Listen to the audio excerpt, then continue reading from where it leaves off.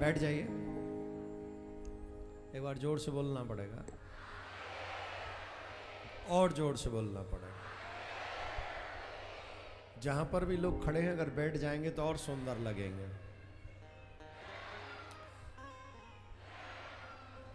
खड़े हुए लोग अच्छे नहीं लग रहे हैं, बैठ जाएंगे तो ज्यादा अच्छे लगेंगे।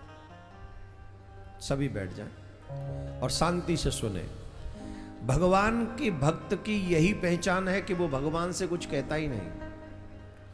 जो भगवान उसके सामने परिस्थिति खड़ी कर देते हैं, परमात्मा उस परिस्थिति, जो भगवान के भक्त हैं वो उसे एक्सेप्ट कर लेते हैं। एक बात है, आजकल के लोगों में एक बात बहुत चलती है, जो पापी लोग हैं वो बहुत सुखी हैं और जो धर्मात्मा हैं वो बहुत दुखी हैं। और दिखने में भी ऐसा आता है, जो शराब पी रहा है, मांस खा रहा है, कहीं भी आ रहा है, कहीं भी जा रहा है, वो बड़ा सुखी है, लंबी लंबी गाड़ियों में घूम रहा। और जो बेचारे भजन कर रहे हैं, माला कर रहे हैं, वृंदावन जा रहे हैं, हर पूर्णिमा कर रहे हैं, और वो फिर आंसू आ रहे हैं, कोई उतनी न लंबी चौड़ी गाड़ी नहीं है, उतना बड़ा घर नहीं है, सब परेशान है। दिखने में भी ऐसा आता है, होता है कि नहीं ऐसा दिखने में। एक बार लक्ष्मी नारायण पृथ्वी पर भ्रमण करने के लिए आए, ध्यान से सुनिए। एक बार लक्ष्मी नारायण पृथ्वी पर भ्रमण करने के लिए आए तो भगवान नारायण एक वट वृक्ष के नीचे बैठ गए और वो ध्यान में बैठ गए। लक्ष्मी जी उनकी चरण सेवा करने लगी। तो जब वो चरण सेवा कर रही थी तो एक सामने के दृश्य दिखाई पड़ा और वो दृश्य बड़ा विचित्र था। एक शराबी वहां होके आया, उल्टा सीधा बोलता हुआ आ रहा था, गाने गूने गाता हुआ आ रहा था, अपशब्द बोलता चला जा रहा था, आधी आधी बातें उसके मुंह से निकल रही थी। तो अचानक से एक पत्थर से उसकी ठोपर लग गई, वो टकरा गया एक पत्थर से। तो जब पत्थर से वो टकराया तो गिर गया वो। अब शराबी में कितना दम होता है, हमें तो ऐसा लग रहा है हरियाणा की देसी पी ली होगी उसने, ठर्रा पी लो होगा तो गिर पड़े हो। और जो पैसे वाले लोग होते हैं तो वो तो अंग्रेजी पीते हैं, और जो वैसे बेचारे जो जबरदस्ती के शराबी दिखना चाहते हैं वो तो देसी ठर्रा भी उठा लाते हैं, थोड़ा सस्ता आ जाता होगा तो वो ठर्रा पियो जाओ। वैसे ही झूमते जामते सो जा रहे हो, ऊपर से लग गई ठोपर, झट गिर पड़े हो। और जैसे ही गिरो तो वह गुस्सा आ गया, अच्छा तू मुझे गिराएगा, पत्थर पे गुस्सा कर रहा है, तू मुझे गिराएगा। और माने अपने पैरों से ठोकर मारना उस पत्थर पे शुरू किया, तू मुझे गिराएगा, तू मुझे गिराएगा। लक्ष्मी मैया देख रही थी, ये पागल आदमी पत्थर में ठोकर मार रहा है, लग तो पैर में ही रही होगी। पर जब नशा होता है तो चोट का एहसास नहीं होता। होता है? होता है? नहीं होता ना। मैंने तो पी नहीं है, तुमने पी होगी, तुम बताओ। मैंने तो न देसी पी न विदेशी। हम तो सबसे कहते हैं भगवान का चरणामृत पियो, इसमें सबसे बड़ा नशा है, उससे बड़ा नशा किसी में नहीं। पर पता नहीं आजकल की कौन सी घुट्टी लोगों ने पी लिए, बिना शराब पिए तो अपने आप को कोई महान ही नहीं समझता। 5 बड़े पाप हैं, महापाप जिनको कहा गया है। 5 महापाप हैं हमारे पुराणों में, जिसे शराब पीने को भी महापाप माना गया है। और शराब पीने कोई महापाप नहीं, शराबी का संग करने वाला भी महापापी है। Come to me, I can show you, I am not just talking, it's true in our Puranas, everything written in our Puranas. Garuda Purana में लिखा हुआ है, जो व्यक्ति शराब पीता है वो तो महापापी है ही, साथ में जो उसका संग करता है वो भी महापापी है। अब देख लो, देसी पीनी है कि अंग्रेजी हैं तो दोनों ही महापापी। अब मुझे पता है इसके बाद में 2-4 श्रोता कल कम हो जाएंगे, पर अब मैं तो सत्य कहूंगा, अब एक आध कम हो जाए तो मुझे क्या फर्क पड़ना है, सत्य तो कहना ही पड़ेगा। तो लक्ष्मी जी सोचने लगी, गजब का आदमी है, ठोपर मार रहा है, ठोपर मार रहा है। अब उसके ठोपर मारने से हुआ क्या, वो पत्थर उखड़ गया। और पत्थर उखड़ गया तो वहां एक पॉलिथीन नहीं, वो थैली सी थी, वो जो होती थी ना पहले, लाल से कपड़े में जो होती थी पहले, लाल सा कपड़ा होता था ना, वो बड़ा अच्छा सा है। किसका? नहीं, पोटली तो हो गई, वो कपड़ा किसका होता था लाल सा, जो अधिकांश आप लोग यूज करते हैं। आज बनिया लोग बहुत यूज करते हैं, आप लोग सब उसमें ज़्यादा महंगा सामान नहीं रखते आप लोग, सामान तो ठीक ठाक ही होता है, पर वो लाल ऊपर से इतना सेटिंग, उसकी पैकिंग इतनी अच्छी कर देते हैं कि देखने वाला जब तक खोल ना ले तब तक पता नहीं, उसका बहुत इंटरेस्ट बढ़ा रहता है। वो लाल सा कपड़ा होता है ना, क्या बोलते उसको, सनील का, आई थिंक वो सनील या क्या बोलते उसको, चूल्हे में दे दो। समझ गए ना आप समझ गए ना मैं कौन से कपड़े की बात कर रहा हूं। बाहर में जान दो, हमें क्या मतलब पर रहो, हम कौन से कहा, वो लाल कपड़ा में कचू बांध के दे रहे हैं। वो लाल कपड़े में उसको बड़ी सोने की असरफियां मिल गई शराबी को, वो तो झूमने लगा। अच्छा ऐसे मिल रहा था, खुश झूमता हुआ चला गया। लक्ष्मी जी को बड़ा बुरा लगा, एक तो ये शराबी ऊपर से गंदे गंदे शब्द बोलता जा रहा था, और फिर पत्थर को ठोकर मारने लगा, और ऊपर से इसको ये सोने की असरफियां मिल गई। ये भगवान का कैसा न्याय। पर नारायण तो अभी निद्रा में थे, इसलिए उन्होंने कुछ कहा नहीं। एक और दृश्य उभरा उनके सामने। एक संत आए, भगवान का भजन करते हुए आ रहे थे, माथे पे तिलक लगा हुआ था, गले में तुलसी धारण की हुई थी, और वो चले जा रहे थे।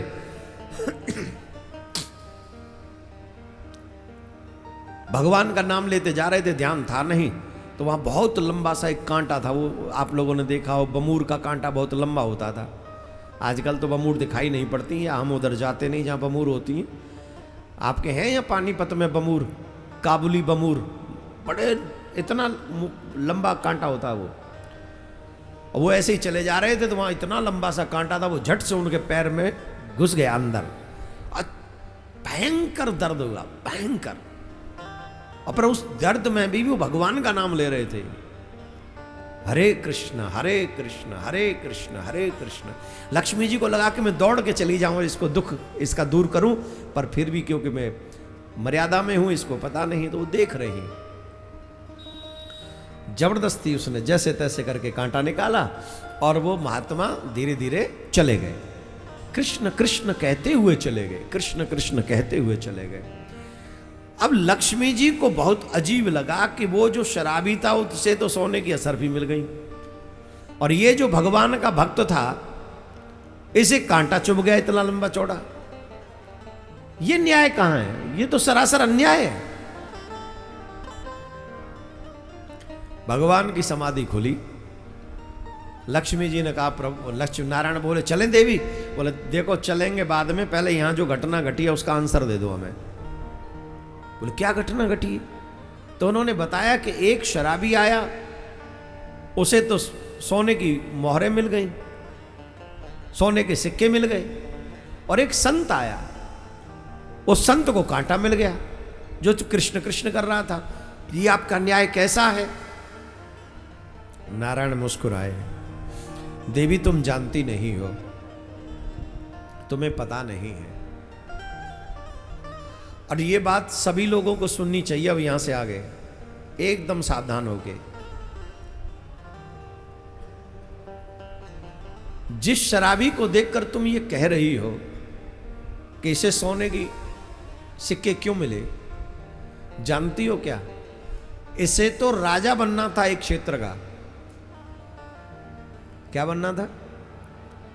ये पूर्व जन्म में बहुत दानी आदमी था, और उस दान के रूपरेखा को देखते हुए इसे एक क्षेत्र का राजा बनना था। परंतु इस जन्म में इसने मद्यपान कर करके अपने सारे पुण्य नष्ट कर लिए, और इसे जो इतना बड़ा सुख मिलना था वो सुख सीमित रह गया मात्र चंद सिक्कों में। इसके बुरे कर्मों का यह प्रभाव हुआ कि चंद सिक्कों से इसका राज जो सुख था वो समाप्त हो गया। और ये जो साधु तुमने देखा, जानती हो ये साधु भी पिछले जन्म में महापापी था, इस जन्म में साधु था। पिछले जन्म में महापापी था और इसके पाप के कारण इसे आज के दिन सूली पे चढ़ना था। आज के दिन इसे सूली पे चढ़ना था, परंतु इस जन्म में इसने सारे पापों का नाश कर लिया। भगवान का नाम ले लेकर कृष्ण कृष्ण कह कर करके सारे पाप कटवा लिए इसने अपने। पर वो सूली वाला जो दंश था, वो कांटा लगकर भगवान ने वो सूली वाला जो कष्ट था वो समाप्त कर दिया मात्र कांटे से।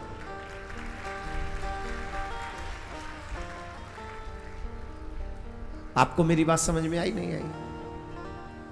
भगवान के बनने के बाद आपके जो बड़े बड़े प्रारब्ध हैं कष्ट के, उनको ठाकुर जी बहुत शॉर्ट में समाप्त कर देता, बहुत कम में समाप्त कर देता, बहुत कम में।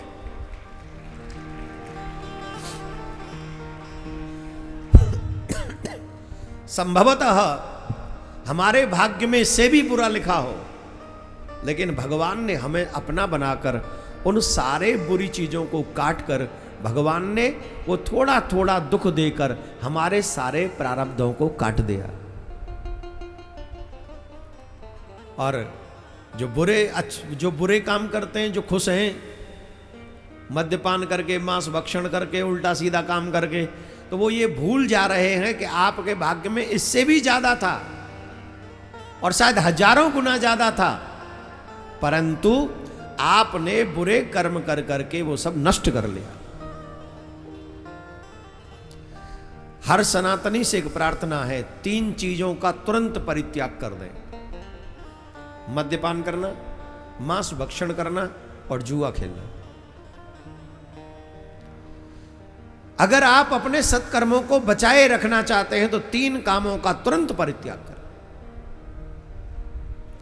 आपके घर में मद्यपान नहीं होना चाहिए, आपके घर में जुआ नहीं होना चाहिए, आपके घर में मांस भक्षण नहीं होना चाहिए। और आज बड़े से बड़े सनातनियों के घर में ये चीजें हो रही हैं, इसीलिए सनातनी चाहे थोड़ा बहुत पैसे वाला है पर वो सुखी नहीं है, उसके जीवन में हजारों दुख उसका पीछा कर रहे हैं। तो इससे आप ही को सावधान होना पड़ेगा।